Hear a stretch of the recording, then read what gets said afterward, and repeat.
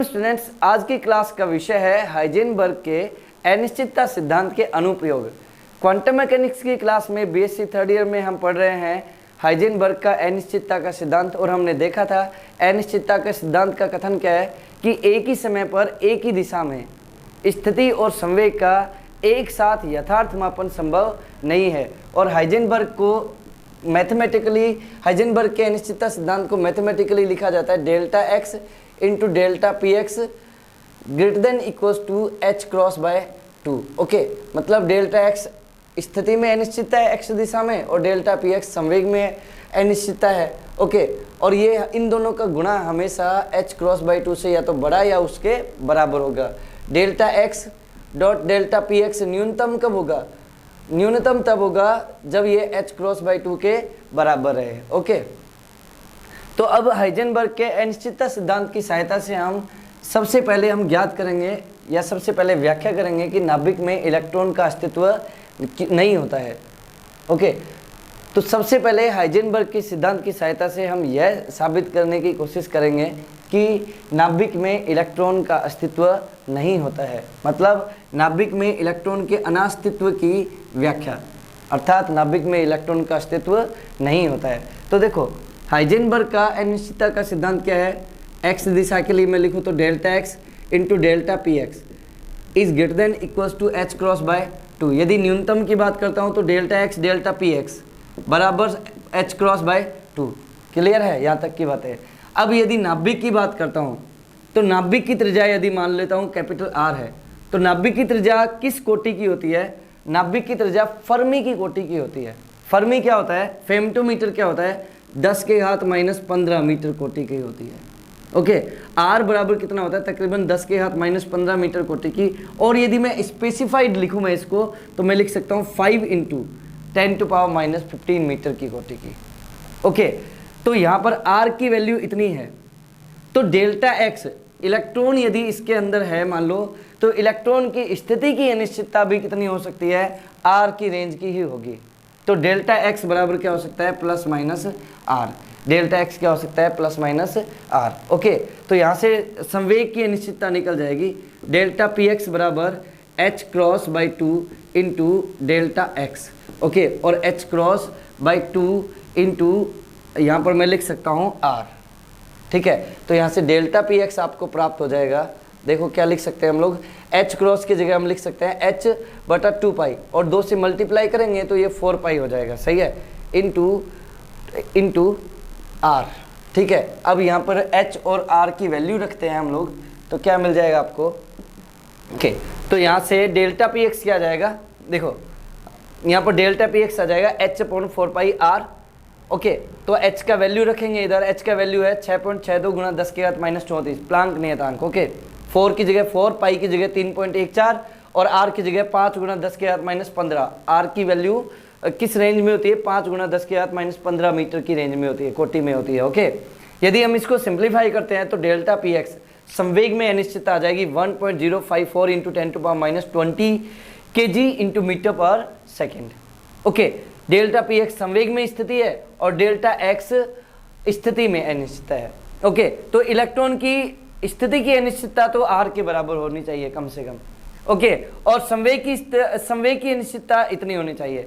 यदि इलेक्ट्रॉन नाभिक के अंदर है, ओके स्टेटमेंट सुने आप, यदि इलेक्ट्रॉन नाभिक के अंदर है तो इलेक्ट्रॉन का न्यूनतम संवेग कम से कम डेल्टा पी एक्स के बराबर होना चाहिए, संवेग की अनिश्चितता के बराबर होना चाहिए यदि इलेक्ट्रॉन नाभिक के अंदर है तो। ओके, तो पी मिनिमम का वैल्यू इलेक्ट्रॉन के लिए नाभिक के अंदर पी मिनिमम का वैल्यू कितना होना चाहिए? 1.054 × 10⁻⁻20 kg × मीटर पर सेकेंड। ओके, इतना संवेग इलेक्ट्रॉन का नाभिक के अंदर होना चाहिए यदि इलेक्ट्रॉन को नाभिक के अंदर हम मानते हैं तो। ओके, हमें आइंस्टीन का ऊर्जा संवेग संबंध पता है। ऊर्जा संवेग संबंध क्या होता है? E बराबर √p² c² plus m0² c⁴। हमें आइंस्टीन के ऊर्जा संवेग संबंध से पता है, आइंस्टीन का ऊर्जा संवेग संबंध क्या है? ऊर्जा संवेग संबंध है E बराबर root P square C square plus M not square C पर पावर 4। ओके, यहाँ पर पी स्क्वायर सी स्क्वायर की तुलना में एम नॉट स्क्वायर सी पर पावर 4 बहुत छोटा है, इसलिए हम लोग E जो है, इधर देखो एक चीज़ और है, इलेक्ट्रॉन की बात कर रहे हैं, नाभिक में न्यूनतम संवेग की बात कर रहे हैं, तो यहाँ पर P को क्या लिख सकता हूँ मैं, मिनिमम लिख सकता हूँ, P मिनिमम। ओके, तो यहाँ पर P minimum square C square बहुत बड़ा है एम नॉट स्क्वायर सी पर पावर 4 की कंपेरिजन में, तो इसको हम लोग क्या मान सकते हैं, हम लोग नगण्य मान सकते हैं। तो E मिनिमम बराबर क्या आ जाएगा, root P minimum square C पर पावर 2। ओके, तो यहाँ से E मिनिमम बराबर क्या आ जाएगा, P मिनिमम इंटू सी। ओके, और जब हम ये वैल्यू रखते हैं यहाँ पर, तो P मिनिमम कितना वैल्यू कितना है, 1.054 into 10 to power minus 20। Okay, और C की वैल्यू कितनी है, 3 into 10 to power minus 10 to power 8। ठीक है, जब हम इसको सॉल्व करते हैं और यदि मैं इसको इलेक्ट्रॉन वोल्ट में लिखूँ, देखो ये तो मान किस में आया, जूल में आया, यदि मैं इलेक्ट्रॉन वोल्ट में लिखता हूँ तो इलेक्ट्रॉन वोल्ट में E मिनिमम कितना आ जाएगा, इधर से E मिनिमम आ जाएगा 1.054 into 10 to power minus 20 into 3 into 10 to power 8, okay, upon 1.6 into 10 to power minus 19। ठीक है, जब इस सब को सिंप्लीफाई करेंगे तो अल्टीमेटली हमें लगभग ये मान कितना मिलेगा, लगभग ये मान मिलेगा 20 गुणा 10 के घात 6 इलेक्ट्रॉन वोल्ट। कितना मिलेगा, 20 गुणा 10 के घात 6 इलेक्ट्रॉन वोल्ट। ओके, तो E मिनिमम बराबर लिखा जा सकता है 20 मेगा इलेक्ट्रॉन वोल्ट। ओके, यदि इलेक्ट्रॉन नाभिक के अंदर है, यदि इलेक्ट्रॉन नाभिक के अंदर है तो इलेक्ट्रॉन की ऊर्जा कम से कम कितनी होनी चाहिए, 20 इलेक्ट्रॉन वोल्ट के आसपास तो होनी चाहिए, 20 mega electron volt, 20 mega electron volt के तुल्य तो होनी ही चाहिए। लेकिन जब हम बीटा 6 कराते हैं तो बीटा 6 में जो इलेक्ट्रॉन उत्सर्जित होते हैं उन इलेक्ट्रॉनों की ऊर्जा 2 से 3 मेगा इलेक्ट्रॉन वोल्ट के आसपास ही होती है, 2 से 3 मेगा इलेक्ट्रॉन वोल्ट के बीच ही होती है।